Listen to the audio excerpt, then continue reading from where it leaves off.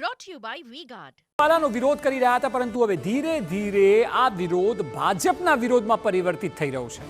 આવું એટલા માટે કારણ કે ઠેર ઠેર ભાજપના નેતાઓનો વિરોધ થઈ રહ્યો છે અને ભાજપના કાર્યક્રમોમાં ક્ષત્રિયો પહોંચી રહ્યા છે. સવાલ એ છે કે શું હવે આ લડાઈ રૂપાલાથી શરૂ થઈને ક્ષત્રિય વર્સિસ ભાજપ થઈ ગઈ છે? જોઈએ આ રિપોર્ટ.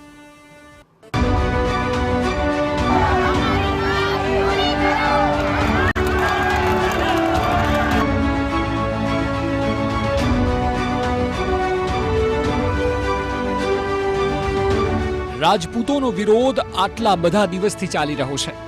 જેમ જેમ સમય જઈ રહ્યો છે તેમ તેમ વિરોધની જ્વાળા વધુ ફેલાઈ રહી છે.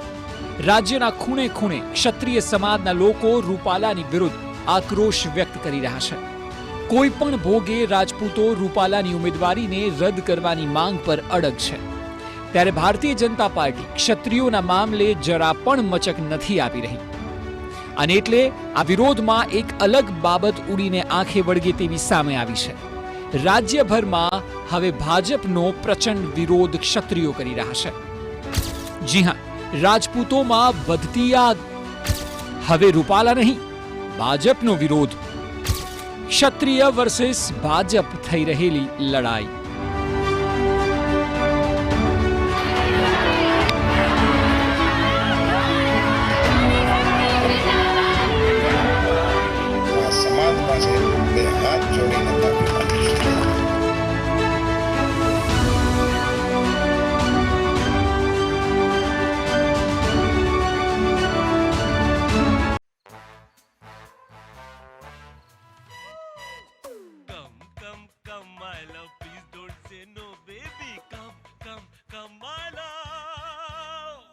V-Guard के air coolers extra large cooling pads के साथ जो अच्छों को ठंडा करे.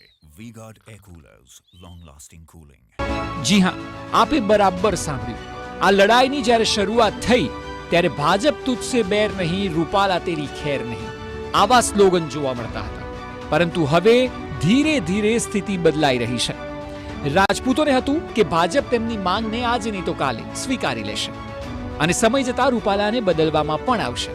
અને એટલે ભાજપથી કોઈ વેર નથી તેવું ક્ષત્રિયો શરૂઆતમાં કહી રહ્યા હતા. પરંતુ હવે જેમ જેમ સમય જઈ રહ્યો છે રાજપૂતોને કદાચ સમજાઈ ગયું છે કે ભાજપ પોતે જ નથી ઈચ્છતું કે રૂપાલાની ટિકિટ રદ થાય.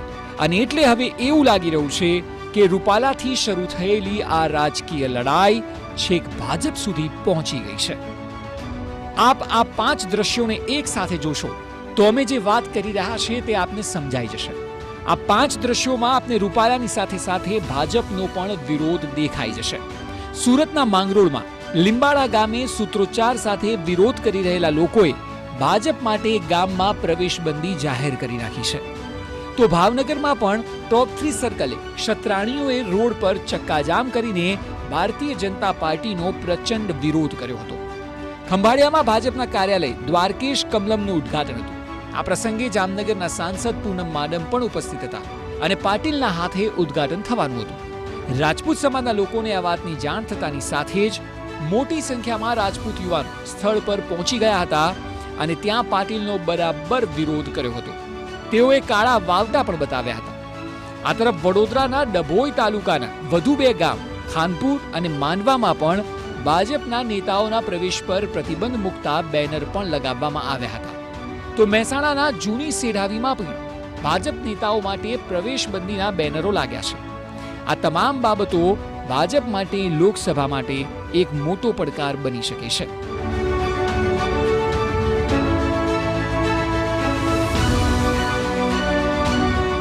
જામનગરના દ્રશ્યો જુઓ. અહીં દ્રશ્યો જોઈને અંદાજ લગાવવો આસાન છે કે હવે ક્ષત્રિયોનો વિરોધ દેખીતી રીતે ભાજપ વિરુદ્ધ થઈ ગયો છે. જામનગર શહેરની નીલકમલ સોસાયટી આવેલ છે. આ સોસાયટીમાં ભાજપની મીટિંગમાં જ ક્ષત્રિય સમાજની મહિલાઓએ બરાબરનો વિરોધ દર્શાવ્યો હતો. અહીં ખુરશીઓ ઉપાડી રૂપાલાનો વિરોધ કરવામાં આવ્યો. ભાજપ વિરુદ્ધ સૂત્રોચ્ચાર પણ કરવામાં આવ્યા હતા. આખા વિરોધની જવાબદારી મહિલાઓએ પ્રચંડ રીતે ઉપાડી લીધી છે. અને એ જ કારણ છે કે ઠેર ઠેર જ્યાં જુઓ ત્યાં મહિલાઓ પોતાના સ્વાભિમાનને લઈને ભારતીય જનતા પાર્ટીની સામે મેદાને ઉતરી ગઈ છે.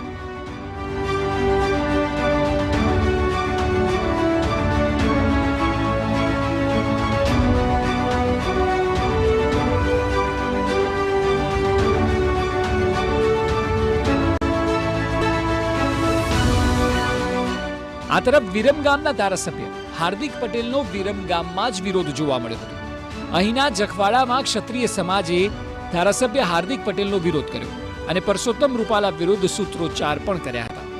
અહીં ભાજપના કોઈ નેતાઓએ પ્રવેશ કરવો નહીં તેવું ક્ષત્રિયો દ્વારા બેનર પણ મારવામાં આવેલું છે. એ છતાં જખવાડામાં પ્રચાર કરવા માટે હાર્દિક પટેલ પહોંચી ગયા હતા અને ત્યાં લોકો પહોંચ્યા. હાર્દિકનો બરાબરનો વિરોધ કરવામાં આવ્યો. જો કે વિરોધને જોતા હાર્દિક પટેલ અને ભાજપના નેતાઓએ ઘટના સ્થળને છોડવું પડ્યું હતું.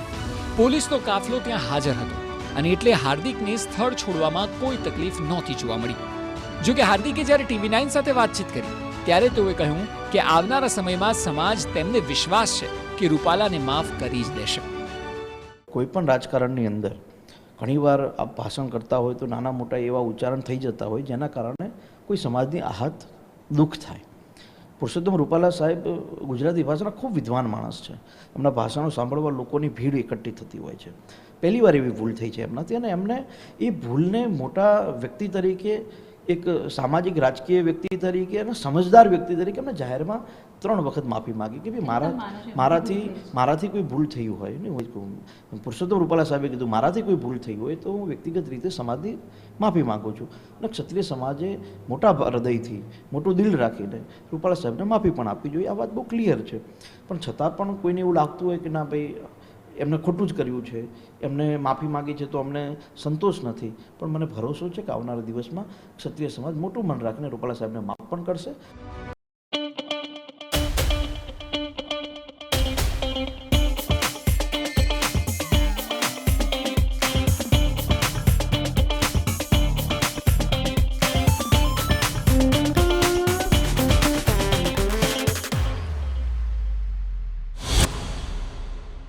આ તરફ 6મી તારીખે ખંભાળિયામાં ભાજપના કાર્યાલય દ્વારકેશ કમલમના ઉદ્ઘાટનનો પ્રસંગ હતો. એ વખતે આપને જણાવ્યું તેમ પૂનમ માડમ પણ ત્યાં ઉપસ્થિત હતા અને CR પાટીલના હાથે જ આ કાર્યક્રમ થવાનો હતો. જેવી જાણ રાજપૂત સમાજના લોકોને થઈ ત્યાં યુવાનો સ્થળ પર પહોંચ્યા અને બરાબરનો વિરોધ કર્યો. પાટીલને તો કાળા વાવટા પણ બતાવવામાં આવ્યા. વાત આટલેથી અટકી નહીં, પરંતુ વિરોધ કરનારાઓએ સભા મંડપમાં ખુરશીઓ પણ તોડી નાખી હતી. થોડા સમય માટે મામલો બરાબર હિંસક બન્યો હતો. જો કે ત્યારબાદ SPએ ઘટના સ્થળે પહોંચતા સભા મંડપમાંથી ક્ષત્રિય સમાજના લોકોને બહાર પણ કાઢ્યા હતા. આ તમામ બાબતો બાદ અનેક સવાલો ઊભા થઈ રહ્યા છે. શું ક્ષત્રિયો ભાજપની સામે તલવાર ખેંચશે? હવે આ લડાઈ ક્ષત્રિય વર્સિસ ભાજપ બની ગઈ છે. શું આખાય મામલે ખરેખર સમાધાન શક્ય છે? શું પાટીદારોની જેમ ક્ષત્રિયો સરકારને નુકસાન કરશે? શું લોકસભામાં ભાજપના પડકાર વધશે? આ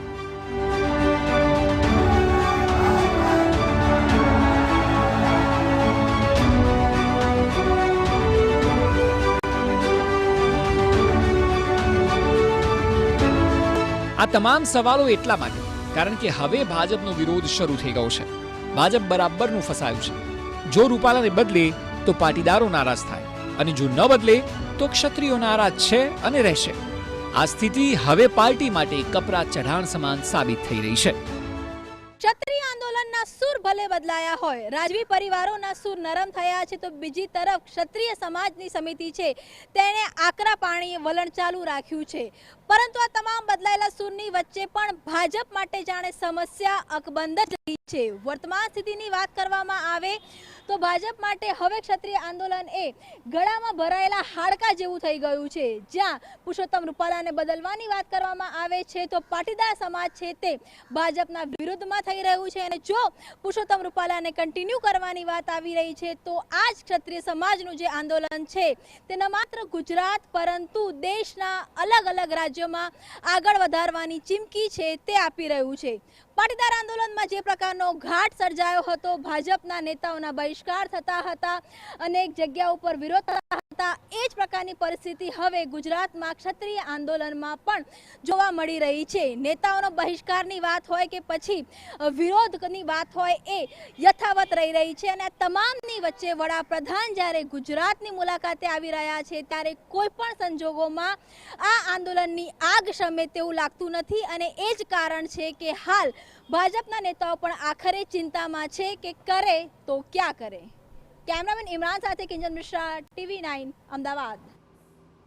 Brought to you by V-Guard.